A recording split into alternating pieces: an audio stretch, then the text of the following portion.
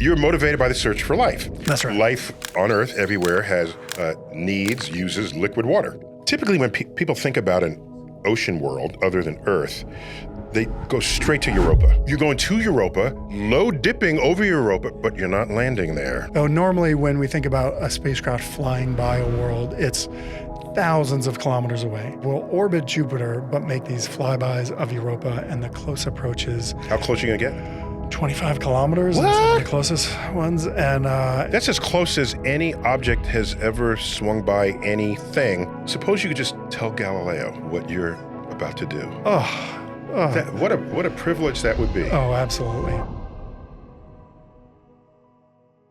This is StarTalk. Neil deGrasse Tyson, your personal astrophysicist. Today we're going to talk about ocean worlds. Ooh.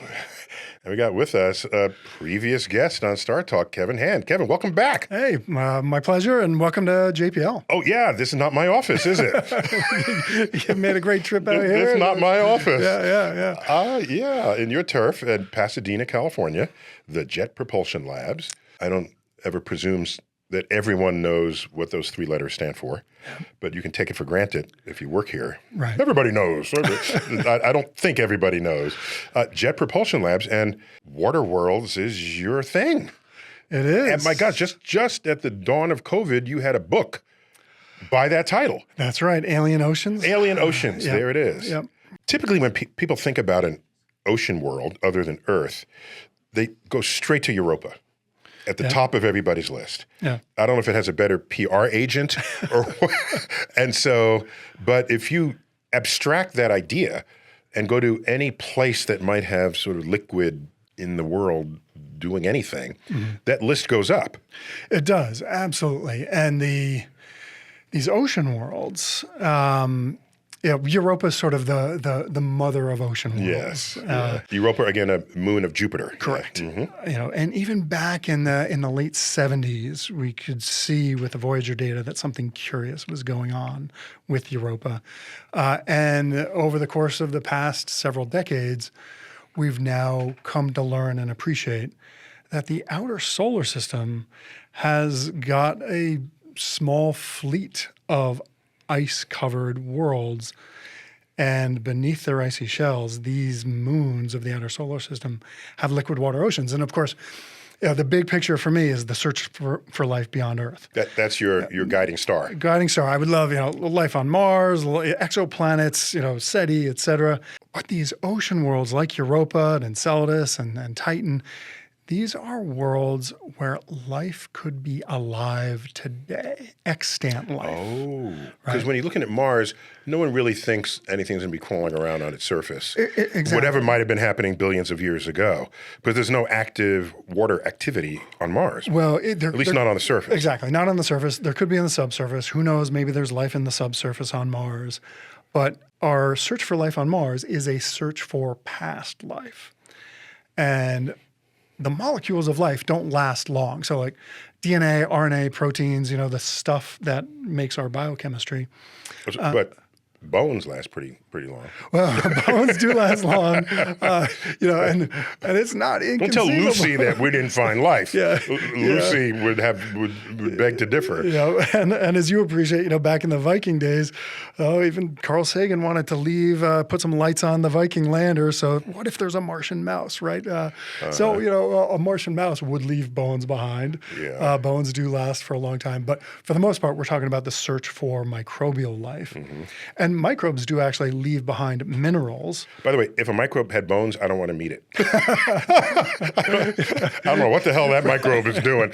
Well, some of the most beautiful, if you ever see like travertine or some of the beautiful rock structures that are used. Or the Burgess Shale. I think, is that in Canada, I think? Yeah, Burgess Shale has got animals, but okay. There are... Because that was after the Cambrian explosion, if I remember correctly, or during it. In that time frame. In that time. So they took on very interesting shapes, but they got preserved. Yep. That's my point of that, right? Yeah, exactly. Whereas microbes can mediate rock structures. And if we see sort of a weird wavy rock form, sometimes referred to as a microbial light or a stromatolite, that is a form of an inorganic biosignature for microbes, kind of like bones for microbes in some ways. I like It's that more of analogy. it's more of a frozen apartment building for microbes. And you knew somebody lived there because it's an apartment building. It's an apartment building, yeah. but you want to couple that observation of the strange rock structure with some detection of organic compounds or other things. But that's all for Mars, right? Looking at life in the past, billions of years ago on Mars. When it comes to a separate independent origin of life and a separate tree of life, we're going to be kind of constrained on Mars because those large biomolecules of, if life on Mars utilized DNA only lasts like maybe 10 million or at best tens of millions of years in the rock record. So we're not going to get like Martian DNA from samples returned from Mars. On a world like Europa, on a world like Enceladus, these are worlds where if we find indications of life on the surface of the icy shells, that's most likely, I would argue, an indication that life is currently alive in the oceans below. And that's extraordinary because then we can actually study it and see, does it run on DNA, RNA, and proteins, or is there a different ballgame Mechanism altogether. Yeah, contingent That would versus completely convergent. transform everything we know of biology. Exactly. Contingent evolution versus convergent in terms of What is contingent evolution? the impact that caused the dinosaurs to go extinct is perhaps a somewhat useful, though mildly flawed, contingent example. You could say that humans would not be here if it weren't for the impact that wiped out the That dinosaurs. is definitely the case. Well, but you might argue that at some point something else would have wiped out the dinosaurs. But you get my point. No, it's contingent. definitely the case. Yeah. Okay, I work at a natural history museum. We got bones everywhere. Yeah. Okay. I'm telling you, here's the argument for that. Just hear me out if you didn't otherwise know this. Yeah. Do you know when T-Rex went extinct 65 million years ago, do you realize more time had elapsed between the extinction of the Stegosaurus and T-Rex than the extinction of T-Rex and today? Yeah. So dinosaurs thrived for hundreds of millions of years. Yeah. If you say, well, something might have still taken them out in the last 65 million years, I don't think so. Because it would have taken out a whole lot of other things and we would have known about it. Dinosaurs were a highly successful phenotype. Phenotype, is that the right word? No. Highly successful branch in the tree of life, the collective things we call dinosaurs. So I think they would have been here and we'd still be scurrying underfoot, not trying to get eaten as a snack by whatever the version of T-Rex is that survived today. Exactly. So I'll remove any nuance, right, and say that is contingent. Okay. And then convergent is something like eyes. I got convergence. Yeah, that one where a highly useful feature evolves completely independently, and to serve the same purpose. Exactly. So something that I find fascinating is when it comes to the origin of life, is the polymerization of amino acids or nucleobases, et cetera, is that something that we're going to find is convergent? So life on Europa or Enceladus evolved to use DNA also. Is it inevitable? Right. Yeah. Or is there some other way to get that biochemistry done? Now, the best argument I've heard for DNA, although it took me part of the way there, but I'm still skeptical because of the complexity of a DNA molecule. Yeah, it's crazy. A geologist said, look, when we go to other planets, the geology is familiar, right? A rock crystal of these atoms crystallizes the same way if given the right temperatures and pressures here as in there. Right. And so if the geology repeats itself, no matter what planet we're on, maybe biology will repeat itself. Exactly. And I thought, okay, I threw a bone to that, and I said, all right, let me hang with that for a bit. But speaking of bones, I got a bone to pick with you. You lumped Titan in with Enceladus and Europa. Yeah. How dare you? Go on. You're motivated by the search for life. That's right. Life on Earth everywhere has uses liquid water. Yep. There's no liquid water on Titan. Well, to be clear, there is. We do think that beneath the ice shell of Titan, there is an ocean trapped beneath that thick ice shell. But I think you're referring to the fact that on the surface, we got these liquid methane and ethane. If you have liquid methane, you don't have liquid water. That's right. Just to be clear about that. Yeah, Okay. exactly. But it's not just a given that every moon is going to have a heated interior from tidal forces. Now, I didn't do my homework on Titan before this interview, but is it subject to the same tidal stressing of its physical body as Europa and as Enceladus? It's a bit of a more complicated story, specifically at Saturn. And this is, the story is complicated. Titan, moon of Saturn. Yes. Right. So Titan and Enceladus and the moons of Saturn, when it comes to the tides and how much tidal energy they have now and have had in the past, it's a bit complicated because the various moons go through resonances, right? Kids on a swing set kind of pumping each other up to swing in harmony or out of phase, right? In the Jovian system with Jupiter system. The Jupiter system with Io, Europa, and Ganymede, those three moons are right now in a beautiful resonance we call the Laplace resonance.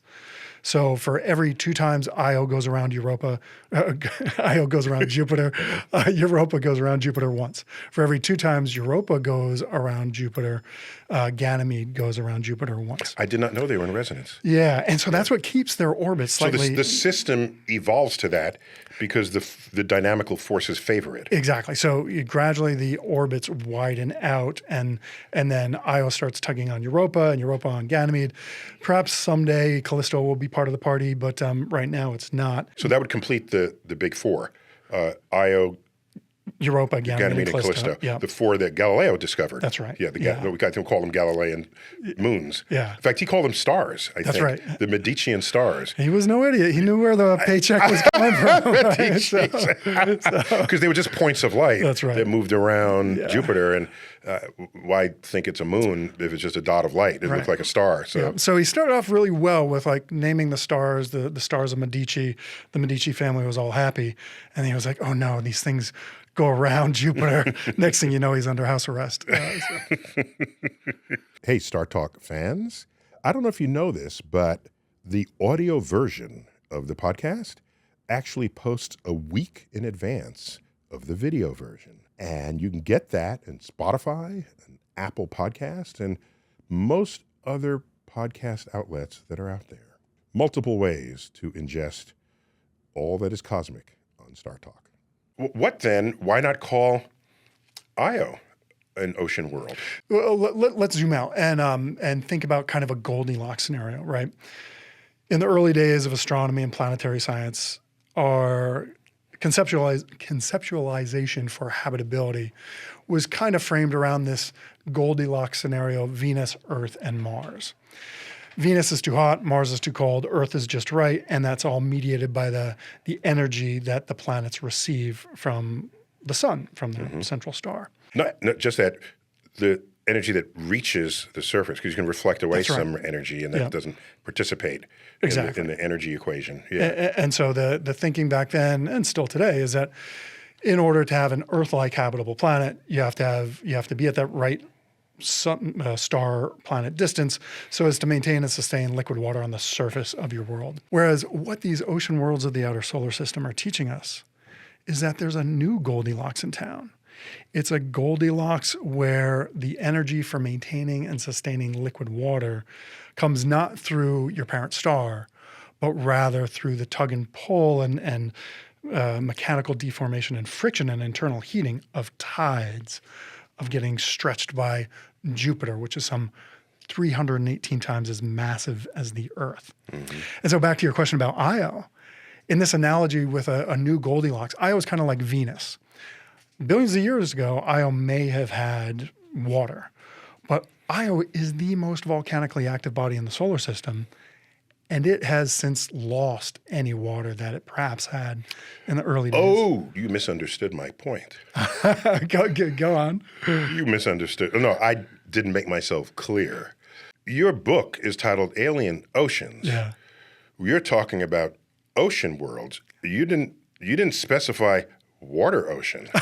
So you want to qualify a magma ocean on Io. Well, I told you at the beginning. If it's the most volcanically active object known, you find life forms in a magma ocean. That's I don't know. Fair enough.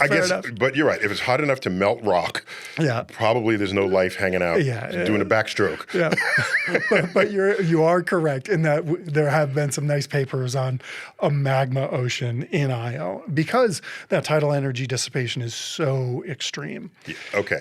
So from a habitability standpoint, it's got a game over. Okay, but also I wanted to think very freely because you guys make me do this.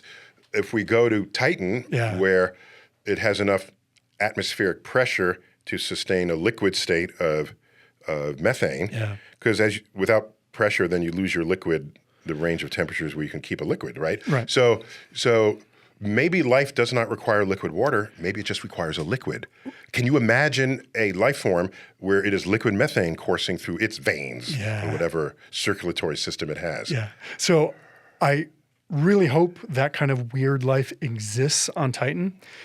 The challenge is I actually have a bit of a hard time formulating an hypothesis that it could exist. So, for example, Europa and Enceladus, we can say... Why should nature care what you have a hard time figuring out? Are you the metric of what exists in the universe? You're 100% I know you wrote a book on it and everything. I get that, but still. Right. But when we do experiments, obviously with a scientific method, you formulate an hypothesis. Yes. And so I can formulate a hypothesis that life on Earth is based on liquid water, a suite of elements, and some energy to power life.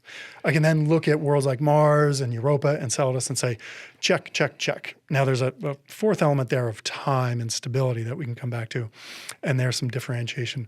But Mars, Europa, and Enceladus, I think we can check the box on liquid water and the other keystones for life. With the liquid methane on Titan, it's hard for me to say, based on what I know of life on Earth, or even oil fields on Earth, that a hydrocarbon liquid could give rise to life. And here's the sort of key chemical difference.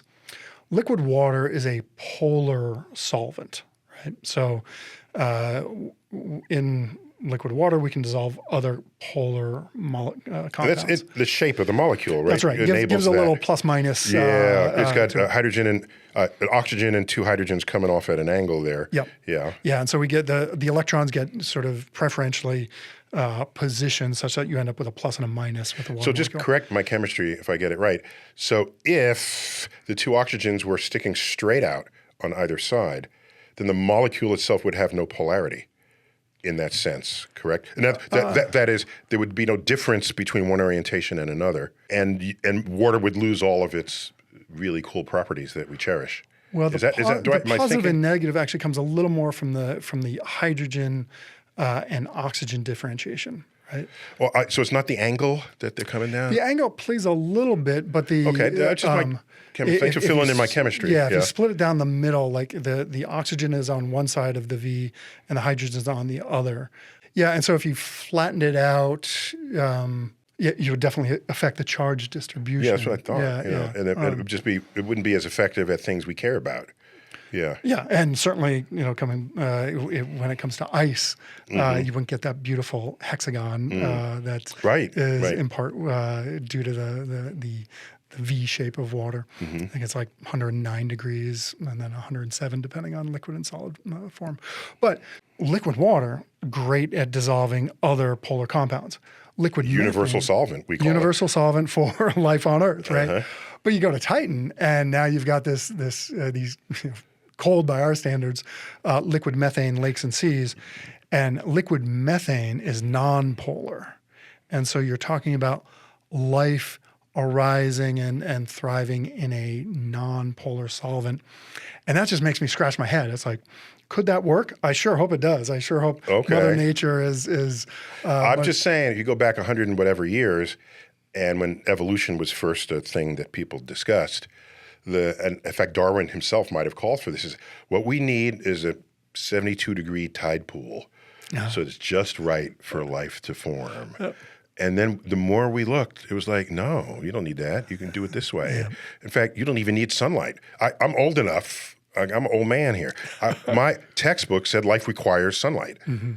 All right, that's before we had the undersea Hydrothermal vents, which got geochemical energy, thermal energy down there. So, and now even in modern astrophysics, planetary astronomy, the Goldilocks zone is insufficient to get it all the places where you'd have liquid water. So this is an exercise in broadening any definition we previously laid down for what we'd expect of life. Yeah. And I think there's one thing, I'd be curious to hear your thoughts on this. Life is just, biology is a layer on top of geology, okay? and as such, what life does is... Wait, just to be clear, we would later learn even that some significant fraction of Earth's biomass lives underground as a participant in the geology that's there. Yeah. So it's not just life on Earth and then hand over to the geologist. Right. There's this interwoven. There's this zone where the two have to make nice in the coffee lounge, right? Yep. Okay. And so life's job in the universe is to accelerate our production of entropy and heat, abiding by, if you will, the second law of thermodynamics. And so when it comes to Titan and say weird life on Titan in a non-polar solvent, I think as long as there is some energy that needs to be dissipated in some way, perhaps biology will fill that energetic niche, even if it requires going way out of the box of what we're able to conceive of. Have you ever wanted one of your questions on the universe answered? We all have questions about the universe. From black holes to quasars, quantum entanglement, wormholes. There is no end to the depths of cosmic curiosity. Well, the entry level of Patreon membership with StarTalk gets you just that. I think it starts at $5 a month. You have access to the question line that reaches our Cosmic Query programming. And not only that, we produce a special Cosmic Queries installment just for Patreon members. If you weren't the director of the Hayden Planetarium, what do you think you would be doing? Okay, but this had to be another universe. It wouldn't happen in this universe. Okay. I'd be a songwriter for Broadway musicals. Ooh! So that's the entry level, and the perks ascend from there. There's a level, in fact, where we send you an autographed copy of one of my latest books.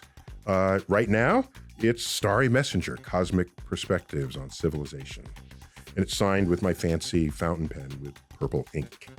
So I invite you to just check the link below. And all of that money goes to our ability to experiment with new ways of bringing the universe down to Earth. So thank you for those who have already joined. And we welcome others to participate in this grand adventure of what it is to bring the universe down to Earth. As always, keep looking up. I'm reminded in the movie 2010, where we learn where the life form that made the monolith came from 2001. And do you remember where it came from? Remind me. Is it Europa?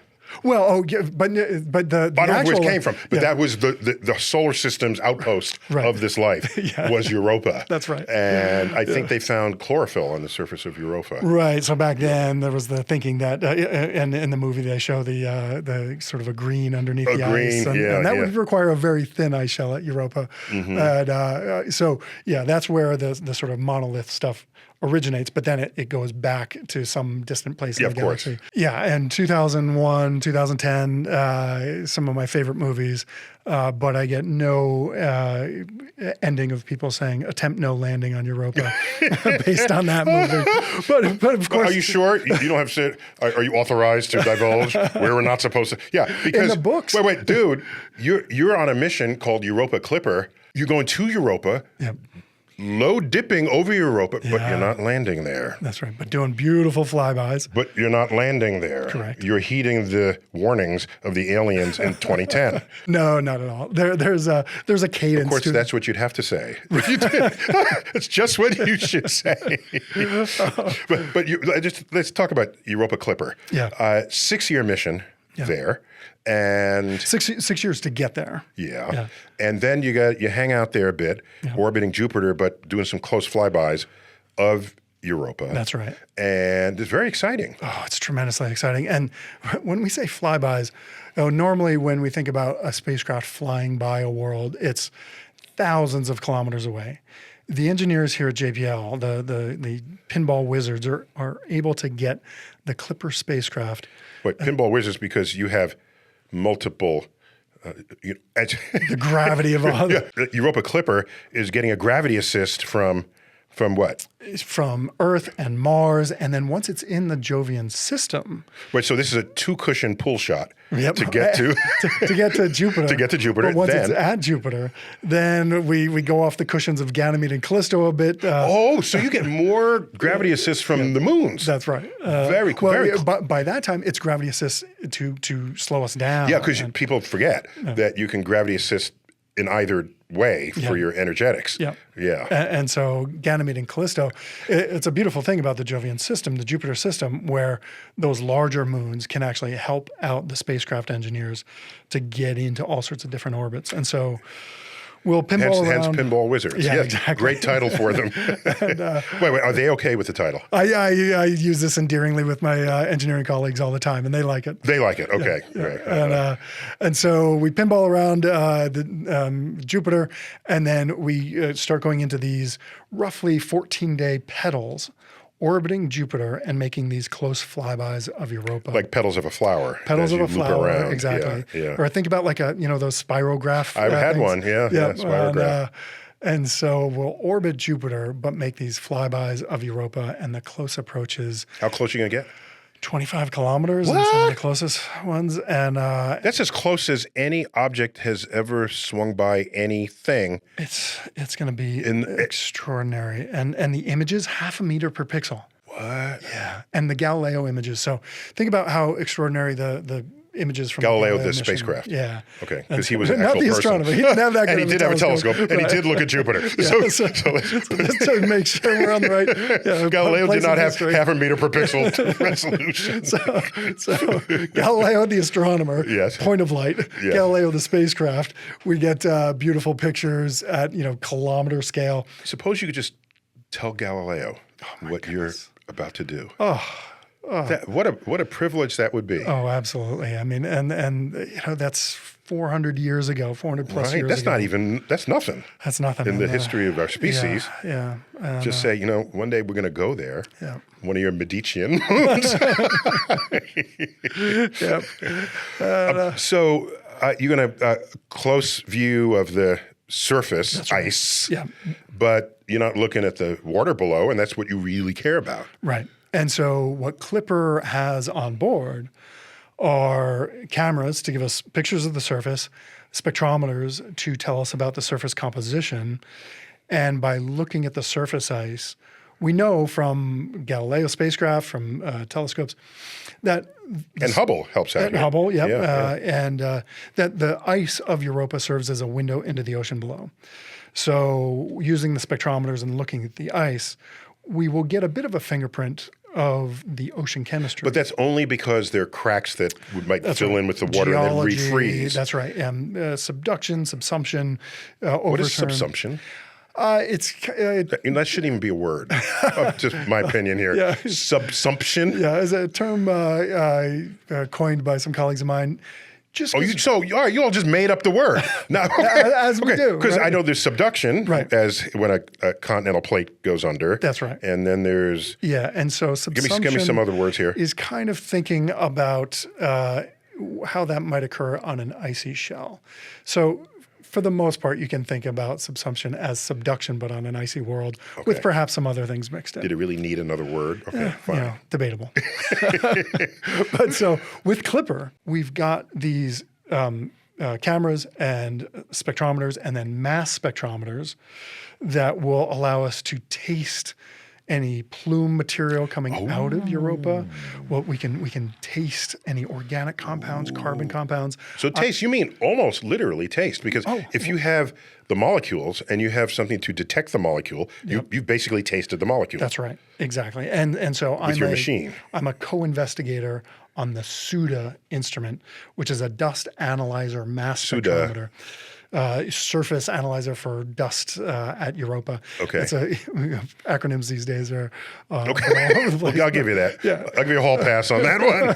So they don't necessarily go by the first letter of the word anymore. Okay, so that's more of a passive experiment because you're not aiming for those. It has to sort of come to you if it happens to be spewed forth from the surface. Exactly. Think about a kid with a bucket running through a snowstorm. It's much more muted than that at Europa, but we will be getting those compounds into our bucket and passing them through the mass spectrometer. And these aren't big plumes like you find on Enceladus, but there is certainly upward movement. Yeah, so I've been on a team that's used the Hubble Space Telescope and the James Webb Space Telescope to look for plumes on Europa. Isn't it great we have telescopes that can see the edge of the universe, extraordinary. and then right in front of our nose as well? This is we got good people. We can get amazing things done when we set our minds to it. Our people are good folks. Not just the astronomers, but of course the engineers that actually make it happen. That's right. Shout out to the engineers here. Okay, they get the hard stuff done. So Enceladus is a tiny moon. It's only 500 kilometers in diameter and very low gravity. And so plumes on Enceladus go out for hundreds of kilometers. Europa is about the size of our moon, and Europa's gravity is about 1/7. So Europa is way bigger. Way bigger. 3,000 kilometers in diameter. I didn't even think about that. Yeah. And so 500 kilometers in American speak, that's like 300 miles across. Like yeah. All right. It's still a nice object, but it's not like Europa. Right. And so what are the chances of you seeing sort of macroscopic life that might have bubbled up and landed on the surface, like fishes flopping? Are you asking if our bucket's going to catch a squid? And you reminded me, you advised on the movie, the sci-fi movie, low budget, but still carefully conceived and executed movie, The Europa Report. That's correct, yep. And I have a tiny cameo in you that. do? I did a tiny little cameo. I think it was on CNN. They used actual footage of me on actual news, commenting. I said, I want to go ice fishing on Europa, cut a hole, lower a submersible, and see what's there. And that was expressing my enthusiasm for this. You and I, if we could fish on Europa. Oh, man. So you were an advisor to that film. That's right. Okay, and they did a fantastic job. That's why it was so good. Not because I was in it, but because they thought about the science. Well, one of the really cool things, I've done some consulting on various movies, and I was like, hey, team, if we're going to do Europa, we got to do Europa right. And so they didn't know that much about the radiation environment of Europa. From Jupiter. From Jupiter, yes. Exactly. And so that's factored into the movie and becomes sort of central to the story. And on Europa, that irradiation of the surface would kill an astronaut. But coming back to habitability, one of the things that we're looking for with Europa Clipper is how some of the radiation-driven chemistry on the surface of Europa could positively affect the chemistry of the ocean and the habitability of the ocean. Let me give you an example. Sulfur comes from volcanoes on Io. The eruptions on Io exude sulfur, and some of that sulfur actually lands on Europa. This is sulfur that has been spewed forth from volcanoes faster than the escape velocity of Io. That's right. Thereby contributing to the general orbital environment of Jupiter. That's right. It gets spun up in Jupiter's magnetic field. Next thing you know, that sulfur ion is slamming. Well, it's an ion, so it responds to the very strong magnetic field. That's right. But then, so some of that sulfur impacts Europa and then gets radiolytically processed into sulfate and other forms of sulfur, which then, if mixed into the ocean, Sulfate. Microbes on Earth love sulfate. And then get this. So what happens when you split apart H2O, water? You get OH and H. Some of that H escapes to space. Some of the OH recombines with another OH, forming H2O2. H2O2 is hydrogen peroxide. We have observed... Which is the same thing as what anyone would call peroxide. Exactly. At the pharmacy. In the pharmacy, yes. Yeah, and so... That's that old joke. You know the old joke? No, what's that? Someone goes to the bar and said, "I'd like some H2O." And then they hand him a glass of water. And then someone sees that and says, "I want some H2O too." And so they go get a glass of peroxide. And then they drink it. That'd be a very chemically literate bartender. Right, and not a very tasty drink. But so get this, that radiation processing of the ice, of the H2, of the water ice on Europa, leads to the formation of hydrogen peroxide, H2O2, which then that also gets radiolytically processed or decays to O2, oxygen. And telescopically, we see hydrogen peroxide and oxygen in the surface ice of Europa. You have to be very clever to go from one step to the other to see this through. A game of dominoes, and you don't know where the dominoes are, but you think you do, and maybe it is. Yeah. And if it is, this leads to that, and then you have what you need. Right. Except we actually observe it. So to be clear, we see condensed phase oxygen on the surface of Europa. And you think that's how you get it. Right. We get it radiolytically. I do that in my lab. And I love when you say that. I do it in my lab. Need some of that? My lab. And that's the fun of like lab and spacecraft. I know, it's great. It's great. And they go hand in hand. Right. Yeah. Mm-hmm. Yeah. And so we can make predictions and it's a lot of fun. But so, of course, we know that oxygen is very useful for life on Earth, not just for microbes, but for... Well, for our kind of life. For macrofauna. Anaerobic life does not like oxygen, That's just right. to be clear. And they love sulfur and methane, all sorts of other things. But so here you are, the radiation environment on the surface of Europa could produce compounds, which then, if delivered to the ocean through subduction, subsumption, whatever you want to use, could help provide rich chemistry to the ocean to sustain a biosphere within Europa's ocean. And this will give you some of the chemical gradient you have described that you need. So you got hydrothermal vents on the bottom of the ocean spewing out things like methane and hydrogen and sulfide. And then from the ice shell, you might have things like oxygen and sulfate. So you can connect the battery, the biochemical battery. And that's how you make Godzilla. At least this is the recipe for Godzilla. Yeah. So we got to wrap this up. Just one point. I care a lot about words and what they mean and how they're received. Europa has water underneath ice, yet you named this mission Europa Clipper. Mm-hmm. And a clipper ship from the 19th century floats on water. Right. Swiftly. Yeah. So who came up with the word clipper? Because that's a little...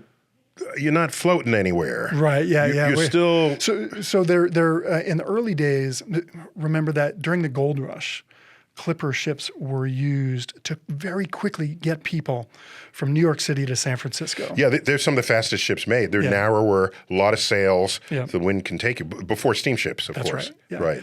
And so... By the way, I think the phrase, let's get there on a good clip, I think that comes from clipper ships. Clever. A clip is swiftly. And a clipper ship gets you there fast. Yeah. So I know you're getting there fast because you strip down the Falcon Heavy. The Falcon Heavy doesn't even have return stages because that uses weight that you could put in your payload. Right. So you strip it down, put it all in the payload, get it out there as fast as you can, get your two gravity assists. You're there in 6 years. That's right. Yeah. So in that sense, it was a clipper, but not in the sense that it's floating anywhere. I got to get that off my chest. 100%. Yeah. And some of that clipper terminology goes back to variation in launch vehicles and stuff. Okay. All right. Yeah. Well, Kevin, great to have you back. Thanks so much, Neil. My pleasure. And great to see you. And it's an exciting time. So if something bad or good happens to the Clipper mission, we got to get you back on to talk about it. Okay. When good we'll laugh, we'll cry. When all the good things happen, we got to get you back on. We won't do it while you're busily receiving the data, but if there's a break in there, you got to come back on. Anytime. And we can find your book, Alien Oceans. Alien Oceans. I love the assonance there, Alien Oceans. The search for life in the depths of space. Yes, there you go. All right, good luck with that. Thanks so much. For sure. This has been StarTalk, our JPL edition. Oh, yeah. Neil deGrasse Tyson bidding you, as always, as they do here, to keep looking up.